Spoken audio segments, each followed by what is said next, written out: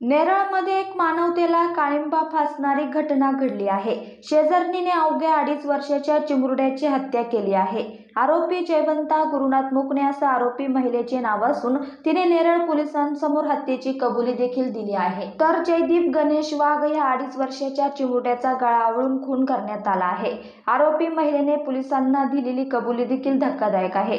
चिमुरड्याचे आई वडील गणेश वाघ आणि पुष्पा वाघ हे मजुरी करून घर चालवतात। दोघेही मजुरीसाठी गेले असताना मुलं घरात खेळत होते। त्याच वेळी शेजारी राहणाऱ्या महिलेने रागातून जयदीपला उचलून नेले आणि त्याचा गळा आवळून त्याला ठार मारण्यात आले।